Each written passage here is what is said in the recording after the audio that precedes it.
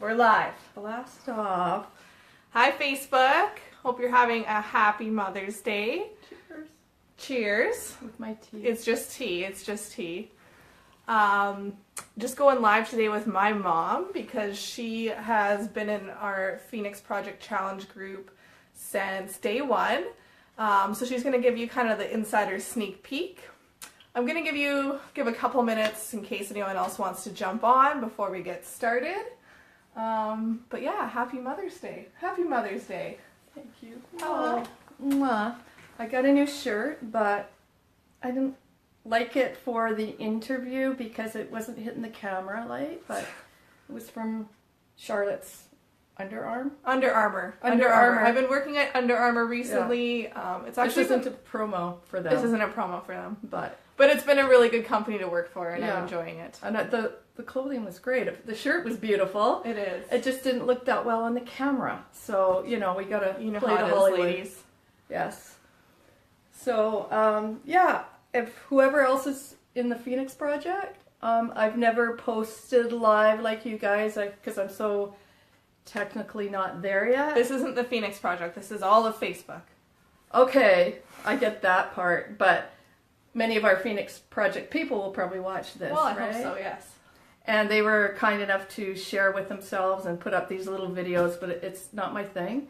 So I've always just posted stickers or comments. So this is all new to me. This is a first. Well, there you go. Well, yeah. You don't have to be technically.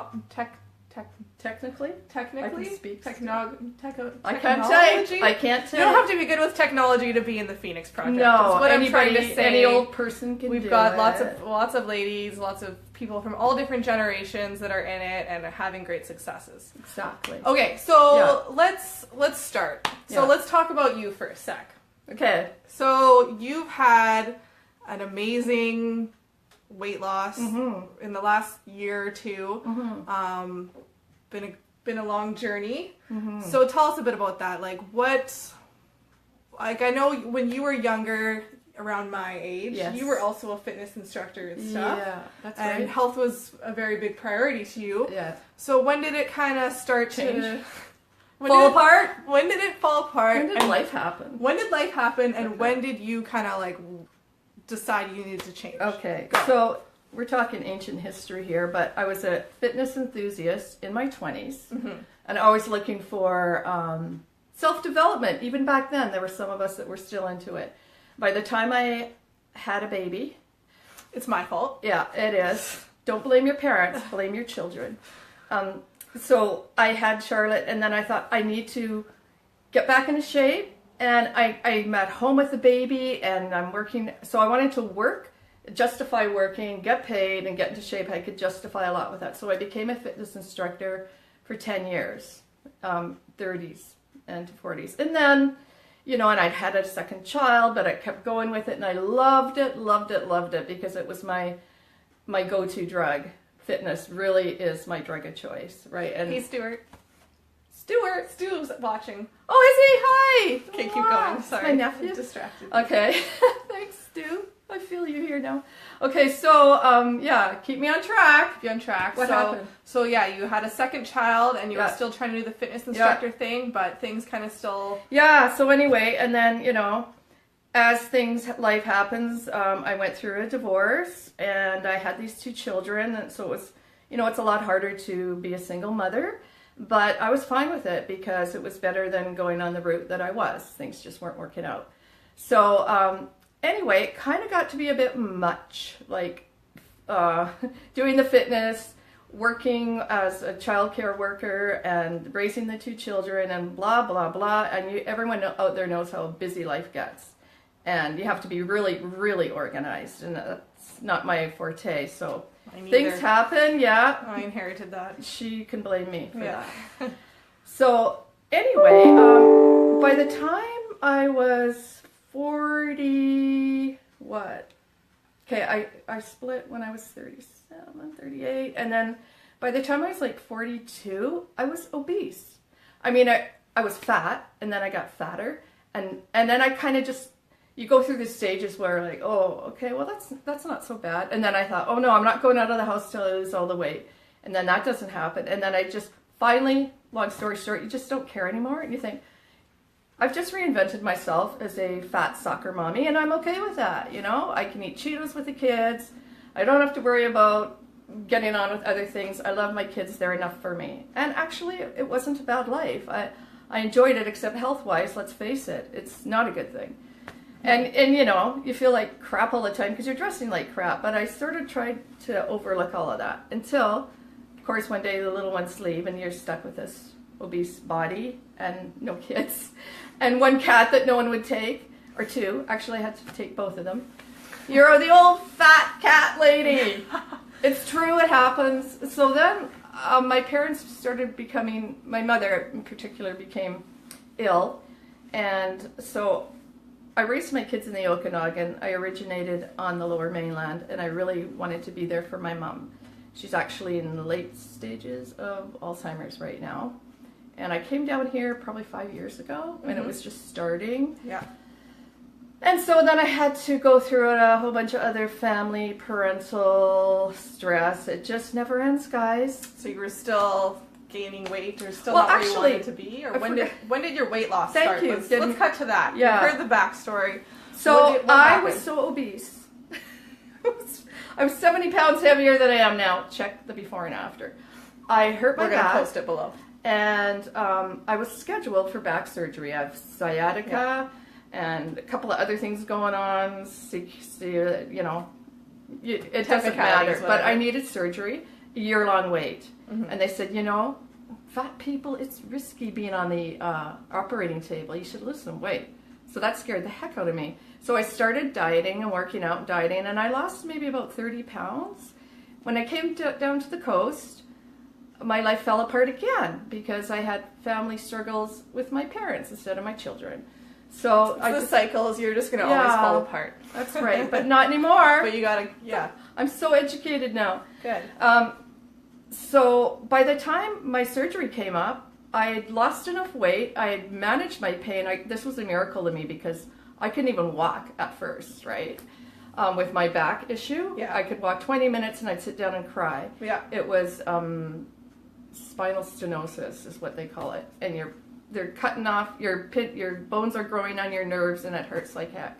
Yeah.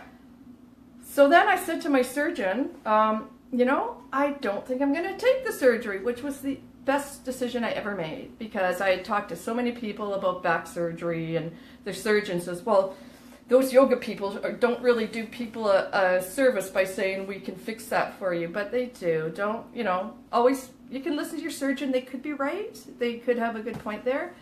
But do the research yourself and really, if you're on a waiting list, see what happens. Do what you can naturally because you can go. He even said to me, this may not fix your problem.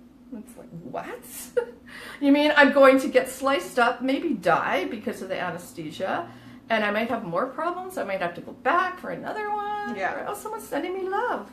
Someone's sending me love. People are loving us. So, Aww. okay. Love you too. So tell me to shut up and ask me Okay, another so no, question. so you lost a significant amount of weight then. Can you tell us how much you've lost? Okay, I've lost 70 pounds. She's lost 70 pounds and that was a Okay, year so and a half. yeah, I came back 5 years ago, 30 pounds lighter, gained it all back because I was having, you know, I didn't have my Letting crap life, together. like, Yeah, I was in depressed, the way. and I was focused on other things. Yeah. So then, year and a half ago, I started fresh. I thought, okay, I got my job. My parents can do whatever because that's not working out right now. Just put them on the back burner. Yeah. And I had just me and my apartment and my 2 cats. So you finally had time to just focus on yourself. And my mother's got Alzheimer's. My dad has diabetes. He's had open heart surgery. And I thought, what's the point of being old if you're going to be sick, right? And I put off so many things I wanted to do when I was raising my kids. And they were always, you know, like I'm very like to do creative things. And I love fitness and dance still. Yeah. So I thought, why not, right? Because I'm going to die in probably 5 years if I don't. So there's your choice. Well, I'm glad you made that choice. Thank I you. want you to I hear know. yourself. I know. When you really get down to the nitty gritty, when it's life or death, take your pick. You know, And we can deny and ignore, but It is life and death at any age, really, because what you what you start now, even if you're younger, the habits you create now are going to last until forever. True. And then it keeps getting harder and harder. So if you're waiting for a time to start, at any age, today is the time. Okay, so that's kind of your backstory. That's right. And when I started, this is going on to, so I started with the keto, and because that's supposed to help Alzheimer's, and it is an amazing diet for a kickstart because it gets you out of the habit of eating all the time. You eat small portions, and your body eats your fat. Yeah, like that's how it gets its energy. So you have to do quite a bit of research to do it properly. Yeah. But if you're really stuck and you're in a really hard mindset, that will keep you. Get you motivated. But you were on it for like about a year or so, right? Yeah. And which is great. But the keto diet it's like very effective, but it's not something that you can necessarily always do long term. Some people do live that way, but it's not a diet that you can, go to a family gathering and have a meal. It's quite unique. So you came into the Phoenix Project in January. Yes. She was one of our first challengers. And she's still been having success with that. It's a little bit different than the keto diet, but tell us what it's been like having that support, being in the Phoenix Project compared to when you were doing all of this on your own. Okay. Oh, it's so much better. I'm a loner, right? She is. And I don't join groups, and I like to self-taught and all that, so I was a bit skeptical, but I thought, okay, well, I'm just going to hang out because the thing that's nice about it is no pressure. You don't have to buy anything. You don't have to do. You can hang out, and that's sort of what I did in the background. And I kind of wanted to support Charlotte, so I was always reading her posts. But they were everything I wanted. They were all the motivational stuff, the self-development, and plus people share and they're honest about what they're going through. And I think, I felt like that, and then I could do that. And even though I'm a loner, I love technology. They keep saying, oh, it's isolating us. Not for me. Not for shut-ins. No. I love it. You find your people, right? And you can still go to work and be social there, but if find a mindset that's into the same thing as you, it's really, really cool. Yeah. And go on. I was just saying, I'm just glad that's what you're getting from the Phoenix Project, because that's like a huge part of what it is. Like, we're there to take control of our fitness. We're there to take control of our nutrition. We read personal development books to help kind of tie in our mindset to all of that.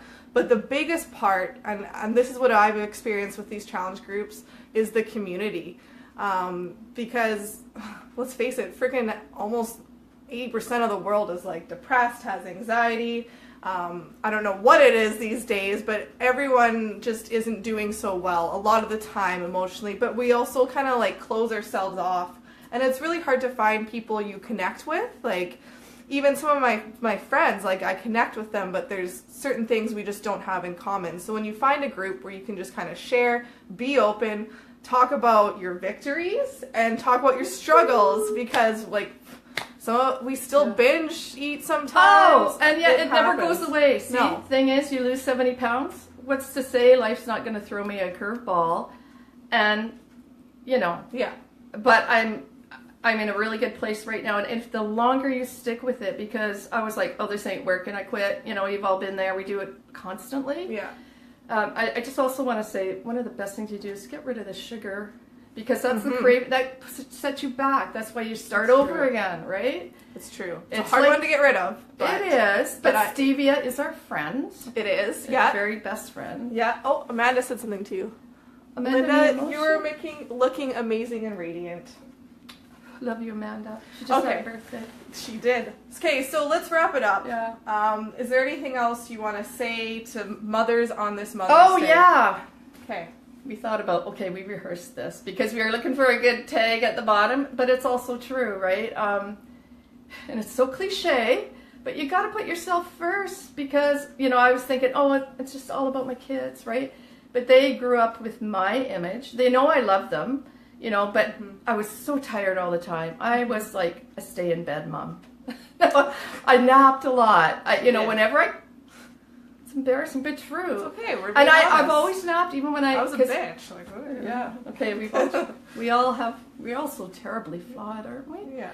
But we work on it, and we forgive each other, and we move on, and we give each other tips, and that's what it's all about. We're here to help. So moms, or old people, or young people, anybody, just take care of yourself. Take yourself back, because then everything you do is better, and you'll wake up and go, oh my God, I've been at this for a year, and look at the changes, and you just won't even believe it, because you just get busy. You don't wait for these big miracles to happen. Mm-hmm. But it's true. It's like planting a garden. That's a very good analogy. Yeah. It takes time. Like, people expect results like that, and you just got to keep at it. You got to find your support system. You got to find what works for you, because everything works. I'm going to tell you that right now. Everything, like keto, it all fix, whatever. Like, it doesn't matter. You just got to stick to something. The science is behind it. All these things. You just got to find something.